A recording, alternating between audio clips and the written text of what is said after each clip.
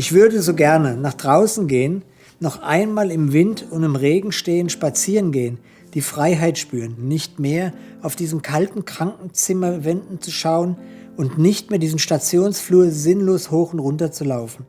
Heiko Dede liest Zeilen aus seinem Tagebuch. Erinnerungen an Tage, an denen er dachte, es seien seine letzten. Gefangen im Krankenhaus, 132 Tage in Isolation, mit der Diagnose Leukämie. Man kann es als Außenstehender, Sie können zwar sagen, ja, und da tut mir leid, etc., aber man kann das nicht nachvollziehen. Man kann das auch nicht also das kann man nicht erklären. Das ist eine Situation, der hatte es einfach scheiße. Vor rund 2 Jahren fühlt sich Heiko Dede immer wieder schlapp. Seine Vermutung? Burnout. Ein Bluttest gibt die Diagnose Leukämie. Was folgt, sind Krankenhausaufenthalte, Chemotherapie und Bluttransfusionen. Außerdem die Suche nach einem Stammzellenspender, denn ohne den geben die Ärzte Heiko nur noch 16 Monate zu leben. Seinen Alltag hält er ab da in einem Videotagebuch fest. Bei mir gehen momentan einfach so, ja, wie soll ich sagen, die Adern platzen freiwillig auf. Dann ist mir hier mein Katheter, der ist kaputt gegangen. April dieses Jahr. Endlich wird ein Stammzellenspender gefunden, doch es bringt nicht den gewünschten Erfolg. Leider Gottes hat sich nichts geändert, das heißt, es ist überhaupt nichts passiert. Das ist dann so ein Punkt, wo ich dann auch wirklich so meine Phasen hatte, wo ich da richtig down gewesen bin. Also jetzt so gedacht habe, ja, das ist einfach, wie geht's denn weiter?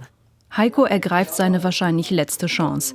Er bittet seinen Sohn Neel, ihm Stammzellen zu spenden. Eigentlich ist der aber nicht der optimale Spender. Nur 7 von 10 Merkmalen stimmen für eine Transplantation überein.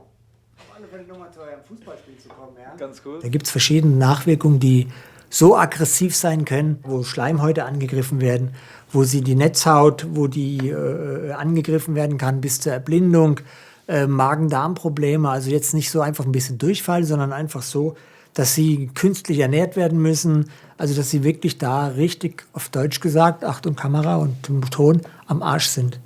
So richtig. Neel kennt die Risiken, doch er will die Chance nutzen und hofft, seinem Vater das Leben zu retten. Man hat sich so gefühlt, ja, ich kann jetzt nichts machen. Also ich bin zwar hier und ich besuche ihn, aber ich kann ja sonst eigentlich nichts machen. Und das war so das erste Mal, wo ich mir dachte, jo, also irgendwie kann ich ja schon jetzt irgendwie was machen. Und das war ein komischer Moment, aber auch mit sehr vielen gemischten Gefühlen war der Moment bestückt, ja. Dass Heiko heute wieder auf seinem geliebten Golfplatz steht, hat er seinem Sohn zu verdanken. Die Transplantation liegt wenige Monate zurück.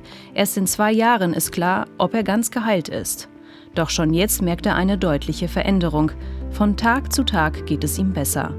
Für seine gewonnene Lebenszeit hat er sich vor allem eines fest vorgenommen.